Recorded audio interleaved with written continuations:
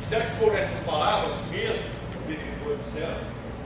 Foi traduzido, né? Algumas vezes traduzido, e de repente alguma coisa pode ter fugido, pode ter um significado tanto quanto diferente, mas para nós ficou isso: inteligência suprema, causa primária de todas as coisas. Mas na verdade, Deus transcende a qualquer definição. O atual estágio evolutivo que nós nos encontramos é quase que impossível nós definirmos Deus. Nós temos algumas ideias sobre Deus, mas definir é muito difícil e muito complicado. Vamos ainda buscar na doutrina espírita. Os espíritos colocaram o seguinte, usando um axioma: todo efeito tem uma causa. Portanto, o efeito inteligente teria uma causa inteligente. E alguém duvida que esse planeta não é um efeito inteligente? Funciona um reloginho, né? Uma máquina. Esta máquina humana, então tem que haver uma causa inteligente por trás disso. E essa causa inteligente por trás disso que nós denominamos causa primeira. Na verdade, não é primária, todas essas coisas, né?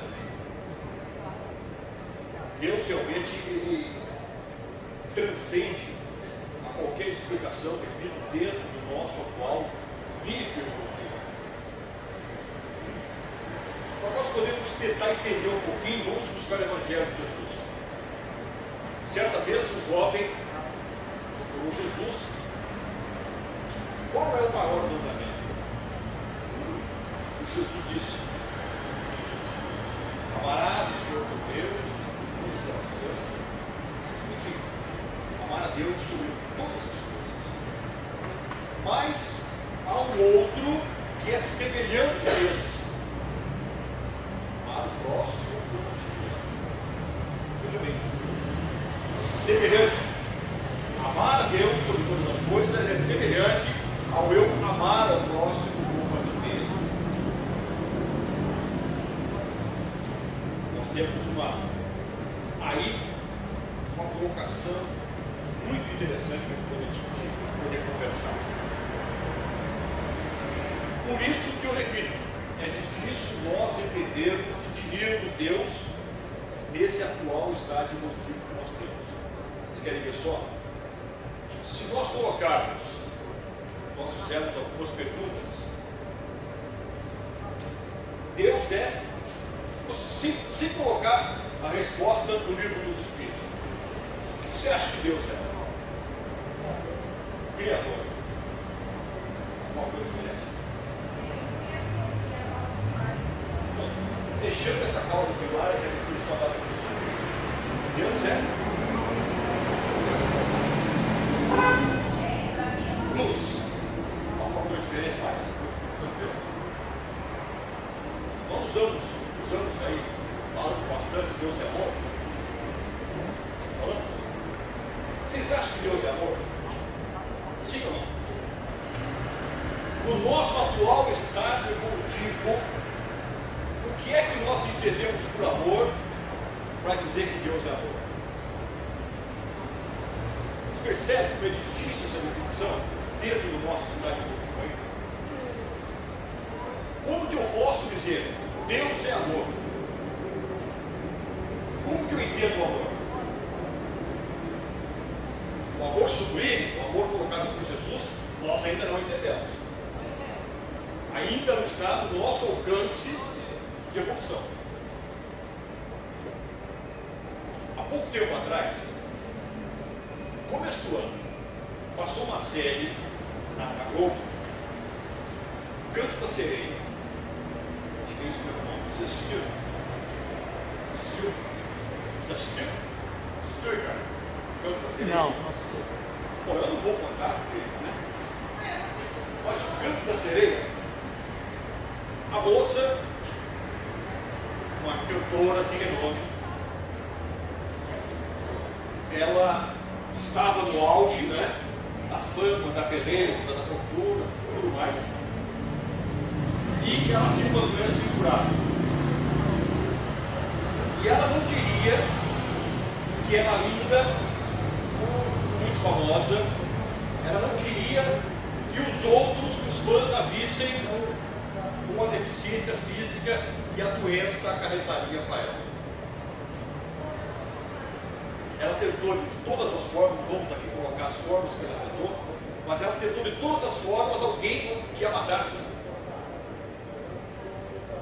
Porque ela morreria vítima, no auge da fama, ela seria idolatrada, vamos colocar assim, para sempre.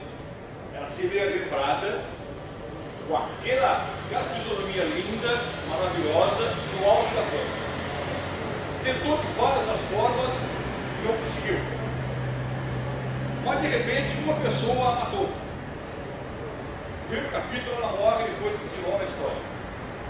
E no último capítulo fica sabendo quem é que matou. Ele era um travesti que a amava. Eu penso que o amor não era um amor físico, porque ele era travesti. E ele, por amá-la, ele a matou. Tanto que, quando ele foi preso no último capítulo, ele não disse por que ele matou. Ele assumiu que tinha matado, mas não disse por que ele matou. Por quê? Se ele dissesse o porquê que ele matou, ele mancharia, vamos dizer assim, a imagem dela. Matou por amor. É esse amor que nós contamos com Deus. É um questionamento que eu fiz em Jacareí, deu uma bagunça danada. Mata-se por amor? Sim. Ele matou por amor. Agora, quem ama não mata. Mas mata-se por amor. Amor egoísta, enfim. Várias variantes de amor. Quem ama não mata, mas mata-se por amor. E é esse amor que eu vou colocar, Deus é amor? É isso que nós entendemos por amor?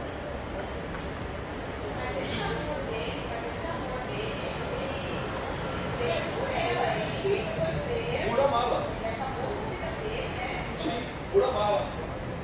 Ele fez isso por amor. Sim, não, estou dizendo. Mata-se, ele matou por amor. Quem ama não mata, mas ele matou por amor. O amor dele estava desvirtuado. Né? Amor desvirtuado. Então é esse o amor que nós entendemos? É isso que eu vou falar de Deus? Um amor egoísta? Ela é minha esposa, meu marido, meu filho, meu pai, minha mãe. Nós podemos até tentar mascarar, mas que no fundo é um amor egoísta, possessivo, é. E nós vamos falar que Deus é amor? Se eu entendo amor dessa forma. Hoje nós ouvimos muito falar aí, fazer amor. Isso é amor? O entendimento que muita gente gosta. É isso que nós vamos mostrar para Deus. A proposta dos Espíritos é um amor sábio, um amor inteligente. Tem uma outra definição que a gente vê por aí, bastante interessante, sem entrar em questão doutrinária, religiosa, né, de outra religião. A gente vê muito aí, Deus é fiel. Eu fiquei feliz, achei que ele era da torcida do Corinthians, né? Mas Deus é fiel. Deus é fiel. Quem concorda com isso? Quem é fiel a alguém ou a alguma coisa. Deus é fiel a quem? A mim? Deus é fidelidade. A consequência da fidelidade é ser fiel. Nós deveremos ser fiéis. Nós. Deus não. Deus é fidelidade. Vocês percebem que a gente interpreta de forma errada? São visões diferentes. Né? Mas vocês percebem que a gente tem uma colocação totalmente equivocada? Eu via entrando aqui em São José, jogado na minha frente, dizendo assim: propriedade de Deus, não sou apenas o administrador, o carro. Aí seria legal o policial parar ele e pedir o documento de Deus, né? O carro é de Deus. Vocês percebem? Nós temos uma imagem totalmente equivocada.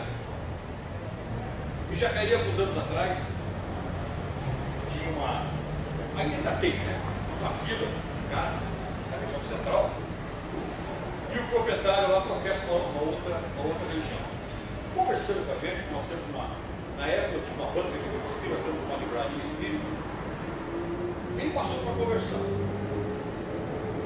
Porque Deus, não sei o quê. Você sabe essas coisinhas todas que a gente joga no ar. Aí eu falei, aquelas casas são suas? Não. Eu sou apenas administrador. Tudo aquilo é de Deus. Na verdade, ele não falou de Deus. Ele falou, pertence ao Senhor Jesus, nosso Deus. Eu apenas sou gerente. Então, passou o tempo, eu passando pela rua onde tem aquela fila de casas, ele estava jogando pelo muro alguns móveis. Eu parei. Como é que você está? Tudo bem? Vamos conversar com ele. O que está acontecendo? Veja você, o homem aqui sumiu, faz mais de 6 meses que não aparece, não me paga o aluguel, eu pus as coisas aí para fora. Como você falou com o dono? Como assim? Você não falou que você é de Jesus? Jesus faria isso? Você precisa falar com o dono, você precisa ordem com o dono, você é apenas gerente, não foi isso que você falou?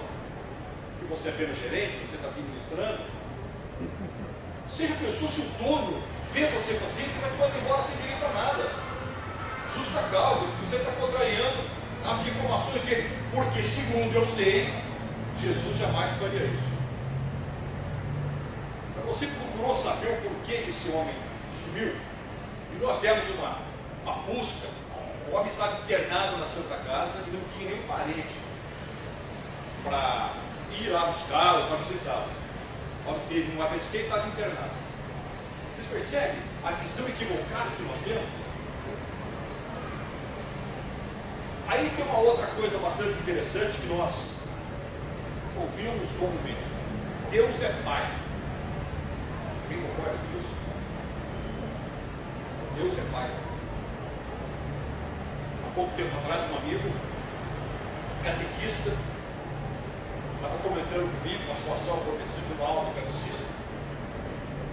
E a catequista começou a falar que Deus é Pai, Deus é nosso Pai Criador, e Deus é Pai, Deus é Pai. O garotinho começou a chorar e queria ir embora. Esse meu amigo auxiliar, né, catequista, foi tentar conversar com ele, com a criança. Eu não quero outro pai. Meu pai chega em casa bêbado, bate em mim, bate minha mão, outro pai eu não quero, eu vou embora. Percebe a visão que nós temos? Como que eu vou falar que Deus é Pai? Pastor Hermes aqui na praça. Quantas criaturas estão aí? Vamos falar que Deus é Pai? Como nós entendemos Pai?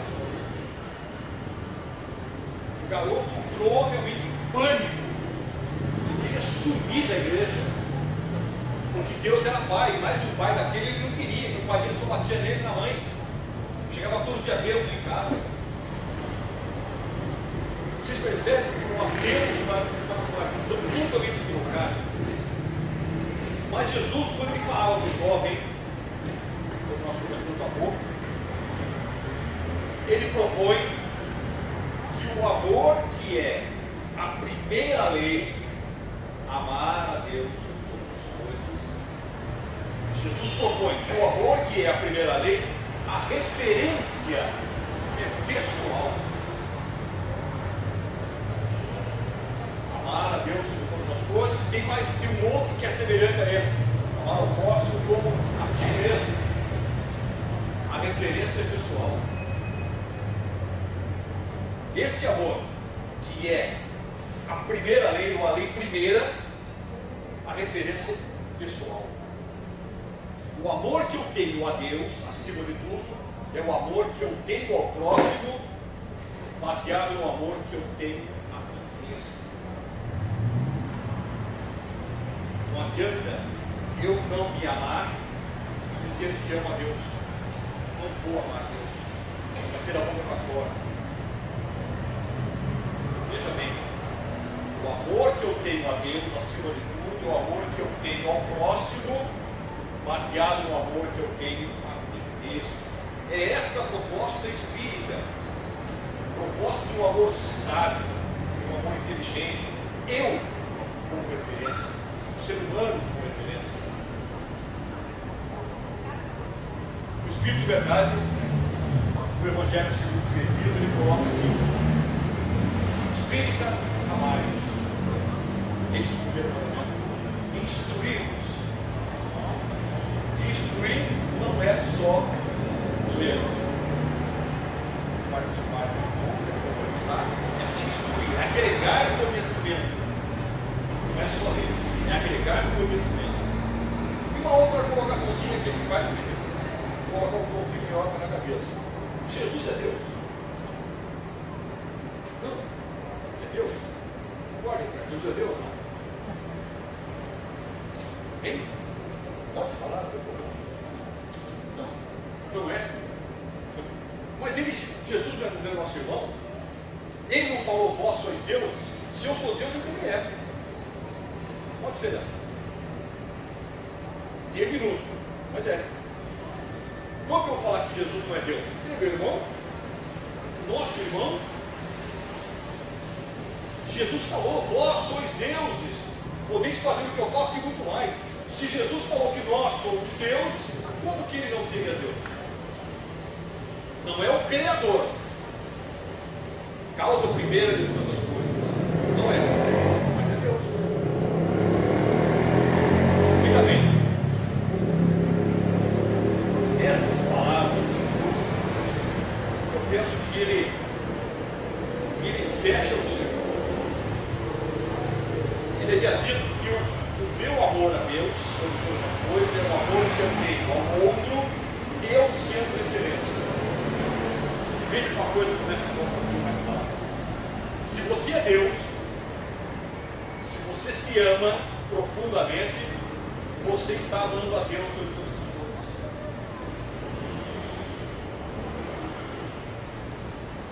O amor a Deus, o amor ao próximo, a referência é pessoal. Se eu me amo profundamente, eu me entendo como Deus, em minúsculo, eu me entendo como Deus, eu me amando profundamente, eu vou amar a Deus sobre todas as coisas. Como que eu vou amar a Deus que eu ainda não entendo sem me amar? Como que eu vou dizer que eu amo o próximo se eu não me amo? A referência ficou muito clara, a referência pessoal. E a grande dificuldade de a gente poder entender isso é que a história nos colocou goela abaixo, o Deus em cima, o Deus distante. E como nós não temos acesso a esse Deus, nós criamos deuses. Agora, criamos santos, são os deuses. Os deuses pagãos mudaram a nomenclatura, são os mesmos, os santos. Então nós criamos esses deuses fora de nós, porque nós não imaginamos, nós não nos imaginamos como Deus, e esse Deus está longe. Então nós temos que ter um Deus perto de nós. Nós precisamos ainda dessa muleta. E é isso que o Espírito Velho coloca: instruí-vos, entendam, se amem, porque amando profundamente nós vamos amar a Deus sobre todas as coisas. Não vai haver necessidade nenhuma de muletas para a gente poder entender Deus. Aí esse Deus que está lá em cima não fica mais em cima, porque já não é um homem, um ser, é uma luz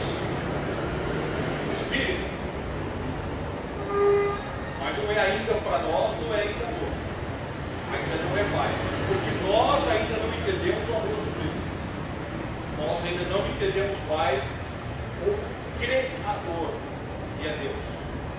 Nós somos criadores. Deus é criador. Nós criamos esses ciclos e nos esquecemos que a nossa referência está na pergunta 625 do Livro dos Espíritos. Quando perguntaram aos benfeitores espirituais, qual modelo, qual guia que devemos seguir? A resposta, talvez a menor em toda a codificação, mas a maior em conteúdo: vide Jesus. Esse é o nosso referencial. E esse referencial falou: amar a Deus sobre todas as coisas é o próximo. Este segundo mandamento é semelhante ao primeiro. Nos coloca como referência do amor de Deus. Que nós, infelizmente, nós só guardamos aquilo que nos serve. Desculpa a expressão muito forte, mas nós só guardamos lixo. Né? Quando nós, e é muito comum isso, olha o IP na praça, que IP amarelo maravilhoso, mas você suja muito o chão. Nós não olhamos a maravilha. Conta uma história, não sei até que ponto ela é verídica, mas é de fundo moral bastante interessante, que Jesus estava com os seus amigos, com os apóstolos, numa estrada, e tinha um cachorro mal morto. A beleza já estava em decomposição. Aí os amigos, puxa vida, mestre, vamos sair daqui que está fedendo. Olha que estado que está esse animal, vamos sair daqui, vamos passar por lá. Jesus falou assim: vocês já viram, prestaram atenção como os dentes deles são bonitos? Vocês percebem a virada que Jesus deu? Nós olhamos o corpinho em decomposição fedido, exalando mau cheiro. Jesus olhou o que é de melhor dele. Conta uma história do sábio que tinha um jardim muito bonito e o jardineiro era alcoólatra. Então esse sábio, o seu discípulo, passava todas as manhãs meditando com os seus discípulos e passava nesse jardim. E o rapaz estava lá alcoolizado, cuidando das flores. Ele falava assim: puxa, que jardim bonito, nossa, que rosa maravilhosa que você conseguiu, nossa, olha aquela outra lá. Ele só falava nisso e passava. Um dia os discípulos falaram: mestre, mas o senhor percebe que aquele homem é alcoólatra, aquele homem é bêbado. Puxa vida, o senhor nunca falou para ele que ele tem que parar de beber, o senhor só falou que as flores são bonitas. Mas é assim que nós temos que agir. Nós temos que enaltecer aquilo que é bom, para que aquilo que é bom, sendo alimentado, vai crescer, e aquilo que não é tão bom, não sendo alimentado, morre. É assim que nós temos que agir, enaltecer aquilo que é bom desse jardineiro. É uma colocação que nós fazemos. Nós temos dois cães, um dócil e o outro muito bravo.